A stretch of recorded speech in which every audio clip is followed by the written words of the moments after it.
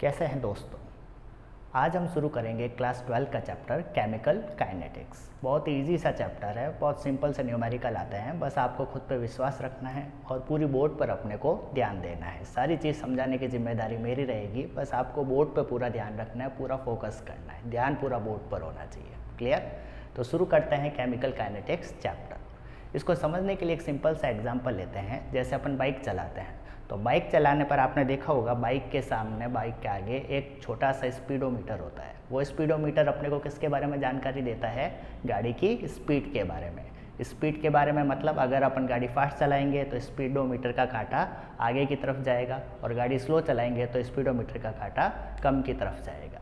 तो जिस तरीके से स्पीडोमीटर किसी गाड़ी की स्पीड के बारे में जानकारी देता है, ठीक उसी तरीके से केमिकल काइनेटिक्स केमिस्ट्री की स्पीडोमीटर है। केमिस्ट्री की स्पीडोमीटर होने का मतलब केमिकल काइनेटिक्स हमें ये जानकारी देती है कि कोई रिएक्शन फास्ट हो रही है या स्लो हो रही है। क्लियर? यानी हम कह सकते हैं कि chemical kinetics is the branch of physical chemistry which deals with speed of reaction and factor affecting speed of reaction. यानी कि अगर हम केमिकल काइनेटिक्स की बात करें तो इसमें हम दो चीज़ों की स्टडी करते हैं।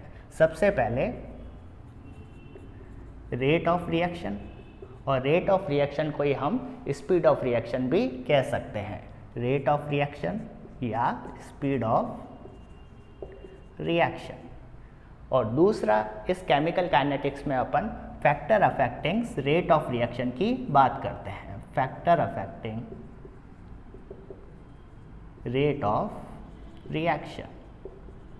कंफ्यूज नहीं होना है, रेट ऑफ रिएक्शन और स्पीड ऑफ रिएक्शन एक ही बात है। तो इस चैप्टर में बेसिकली करना क्या है, रेट ऑफ रिएक्शन क्या होती है इसके बारे में अपने को पढ़ना है, और दूसरा वो कौन कौन से फैक्टर है जो ये डिसाइड करेंगे कि कोई रिएक्शन फास्ट होगी या स्लो होगी। इन फैक्टर्स की अपने को स्टडी करनी है।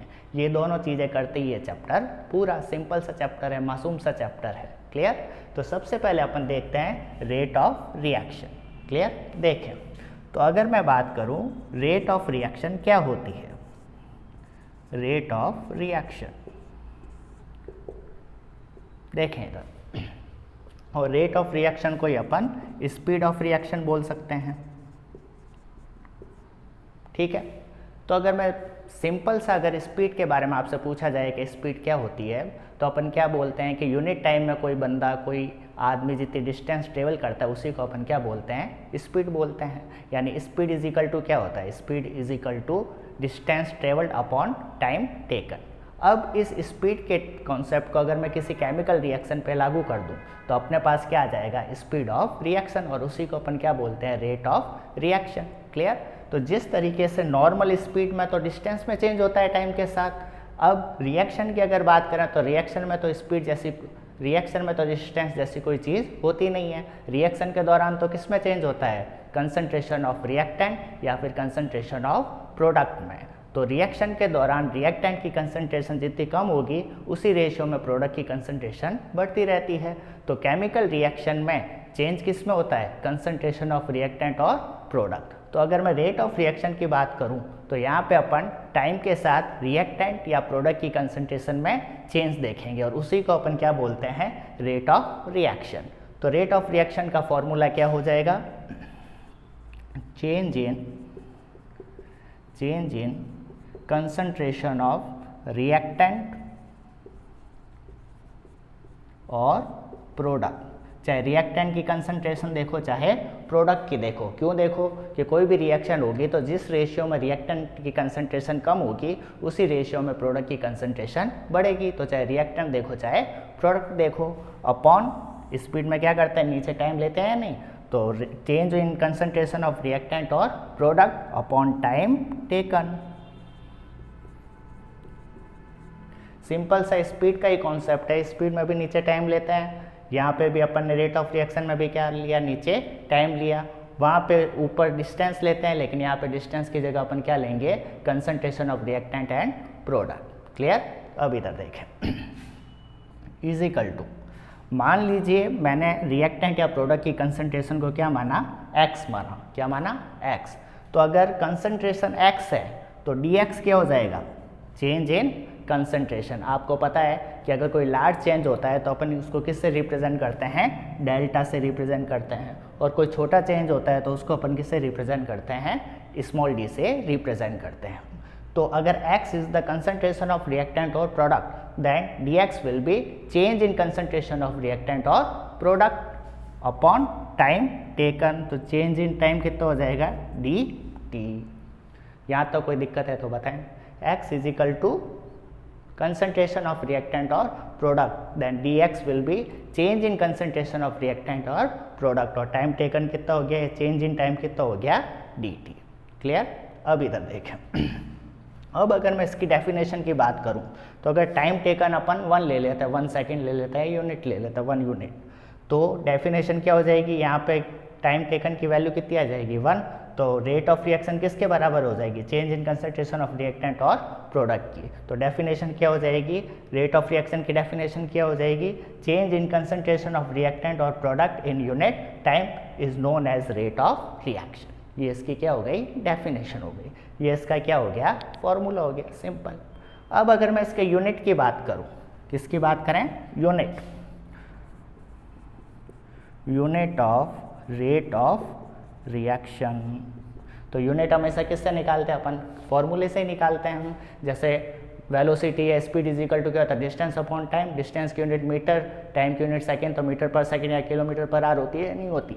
ठीक इसी तरीके से अपन यूनिट किसी फॉर्मूले से निकलेगी, और फॉर्मूले से क्या है, ये रहा। अब इधर देखें, फॉर्मूले में ऊपर क्या आ रहा है, कंसंट्रेशन आ रहा है, और कंसंट्रेशन होती क्या है, ये अपन 12 का जो सॉल्यूशन चैप्टर है उसमें डिटेल में पढ़ेंगे। लेकिन नॉर्मल अगर मैं सॉल्यूशन की बात करूं तो जैसे समझाने के लिए एक एग्जांपल के तौर पर, अगर मैंने 1 लीटर या 1 किलोग्राम पानी लिया, उसके अंदर नमक डाला, नमक डाल के उसको डिज़ोल्व करके अपन ने क्या तैयार कर दिया, सॉल्यूशन तैयार कर दिया। तो इस सॉल्यूशन में सॉल्यूट क्या हुआ, नमक सॉल्ट हुआ, और सॉल्वेंट क्या हुआ, वाटर हुआ। तो 1 लीटर या 1 किलोग्राम सॉल्वेंट यानी पानी में कितना नमक यानी सॉल्यूट प्रेजेंट है, ये क्या कहलाता है, उस सॉल्यूशन की कंसंट्रेशन कहलाती है। क्लियर। डिटेल में अपन इसको सॉल्यूशन चैप्टर में पढ़ेंगे। तो अब आप समझ गए होंगे कंसंट्रेशन का मतलब क्या होता है। जिस तरीके से डिस्टेंस को मीटर, किलोमीटर, सेंटीमीटर अलग अलग तरीके से अपन क्या कर सकते हैं, रिप्रेजेंट कर सकते हैं, ठीक उसी तरीके से कंसंट्रेशन को भी रिप्रेजेंट करने के अलग अलग तरीके होते हैं। जैसे नॉर्मेलिटी, मोलैलिटी, मोल फ्रैक्शन, ये सब क्या होते हैं, कंसंट्रेशन को रिप्रेजेंट करने के अलग अलग तरीके होते हैं। अब आपको क्या ध्यान रखना है, केमिकल काइनेटिक्स चैप्टर में जो कंसंट्रेशन है वो आपको कैपिटल M यानी मोलैरिटी, ये वाली टर्म आपको केमिकल काइनेटिक्स में कंसंट्रेशन की जगह यूज़ करनी है। क्लियर। यानी कंसंट्रेशन यानी मोलैरिटी इस चैप्टर में। और मोलैरिटी की यूनिट क्या होती है, मोल पर लीटर, मोल पर लीटर। क्लियर। और टाइम की यूनिट क्या होती है, सेकेंड। अगर सेकेंड का अपन ले तो आर भी हो सकती है, मिनट भी हो सकती है, अपन सेकेंड लेके चलते हैं। क्लियर। तो यूनिट क्या हो गई, ऊपर है कंसंट्रेशन, कंसंट्रेशन का मतलब मोलैरिटी, मोलैरिटी की यूनिट क्या होती है, मोल पर लीटर, मोल पर लीटर अपॉन टाइम, टाइम की यूनिट क्या हो गई, सेकेंड, सेकेंड को ऊपर ले जाएंगे तो यूनिट क्या आ जाएगी, mole litre inverse second inverse. This is the unit of rate of reaction. तो यहाँ से ये यूनिट का क्वेश्चन आता है, ये आप ध्यान रखिएगा। क्या यहाँ तक कोई दिक्कत, क्लियर। अब आगे देखें। तो दोस्तों अभी अपन ने देखा रेट ऑफ रिएक्शन का फॉर्मूला क्या आया, change in concentration of reactant और product upon time taken. Clear. यानी रेट ऑफ रिएक्शन के फॉर्मूले में अपन रिएक्टेंट की कंसंट्रेशन में चेंज भी देख सकते हैं और प्रोडक्ट की कंसंट्रेशन में चेंज भी देख सकते हैं। तो रेट ऑफ रिएक्शन का फॉर्मूला क्या था, change in concentration of reactant और प्रोडक्ट अपॉन टाइम टेकन। और रेट ऑफ रिएक्शन को अपन dx अपॉन dt से भी रिप्रेजेंट कर सकते हैं। dx क्या हो गया, x से अगर कंसंट्रेशन तो dx क्या हो गई, change in concentration upon change in time. Clear. अब रेट ऑफ रिएक्शन को जैसे कि आप देख रहे हो, रेट ऑफ रिएक्शन को अपन रिएक्टेंट के सेंस में भी देख सकते हैं और प्रोडक्ट के सेंस में भी देख सकते हैं, यानी कि rate of reaction can be represented in term of reactant और प्रोडक्ट, दोनों की तरीके से अपन इसको क्या कर सकते हैं, रिप्रेजेंट कर सकते हैं। क्यों? क्योंकि किसी रिएक्शन में जिस रेशियो में रिएक्टेंट कम होगा उसी रेशियो में प्रोडक्ट क्या होगा, नया बनेगा। अब इधर देखें, जब अपन रिएक्टेंट के सेंस में रेट ऑफ रिएक्शन को रिप्रेजेंट करते हैं तो आगे अपन कौन सा साइन लगाएंगे, माइनस, और रेट ऑफ रिएक्शन को किससे रिप्रेजेंट करते हैं, dx अपॉन dt से। तो dx अपॉन dt तो क्या हो गई, रेट ऑफ रिएक्शन हो गई। आगे माइनस साइन लगाने का मतलब क्या हुआ कि अपन इस रेट ऑफ रिएक्शन को किसके रेस्पेक्ट में देख रहे हैं, रिएक्टेंट के रेस्पेक्ट में देख रहे हैं। और अगर रेट ऑफ रिएक्शन को प्रोडक्ट के सेंस में देखो तो dx अपॉन dt के आगे यानी रेट ऑफ रिएक्शन के आगे अपने को कौन सा साइन यूज़ करना है, पॉजिटिव साइन यूज़ करना है। अब अपने दिमाग में सवाल उठता है कि यहाँ पे माइनस और यहाँ पे प्लस साइन क्या रिप्रेजेंट कर रहा है। तो कुछ नहीं दोस्तों, अपने को पता है जैसे जैसे रिएक्शन होती है तो रिएक्टेंट की कंसंट्रेशन टाइम के साथ कम होती रहती है। रिएक्टेंट की कंसंट्रेशन टाइम के साथ कम होती है, इसलिए आगे कौन सा साइन यूज़ करते हैं अपन, माइनस। क्यों? क्योंकि माइनस किसको रिप्रेजेंट करता है, कमी को रिप्रेजेंट करता है। और जैसे जैसे रिएक्शन होगी वैसे वैसे प्रोडक्ट की कंसंट्रेशन क्या होगी, बढ़ेगी। तो बढ़ने को अपन किससे रिप्रेजेंट करते हैं, पॉजिटिव साइन से। क्लियर? इसको अगर अपन ग्राफ के द्वारा समझें तो अगर मैं कंसंट्रेशन और टाइम के बीच में अगर ग्राफ प्लॉट करें तो रिएक्टेंट की कंसंट्रेशन टाइम के साथ क्या होगी, कम होगी, तो इस टाइप का कर्व आएगा। और प्रोडक्ट की कंसंट्रेशन टाइम के साथ क्या होगी, बढ़ेगी, तो इस टाइप का कर्व आएगा। क्लियर? तो ये वाला कर्व किसके लिए हुआ, फॉर रिएक्टेंट, और ये वाला कर्व किसके लिए हो जाएगा, प्रोडक्ट के लिए। क्लियर दिख रहा है कि टाइम के साथ रिएक्टेंट की कंसंट्रेशन तो कम होती है और टाइम के साथ प्रोडक्ट की कंसंट्रेशन बढ़ती रहती है। क्या ये बात समझ में आई या नहीं आई? क्लियर यहाँ तक?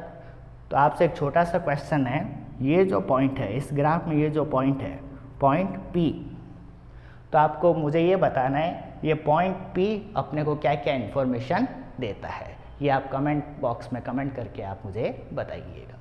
तो यहाँ तक अपन ने देखा कि रेट ऑफ रिएक्शन क्या होती है, केमिकल काइनेटिक्स क्या होती है, रेट ऑफ उसमें क्या क्या स्टडी करते हैं, रेट ऑफ रिएक्शन क्या होती है, उसकी डेफिनेशन क्या होती है, उसका फॉर्मूला क्या होता है, उसका यूनिट क्या होती है, और कब प्लस साइन लगाना है, कब माइनस साइन लगाना है, क्यों लगाना है, ये भी अपन इस ग्राफ से देख चुके हैं।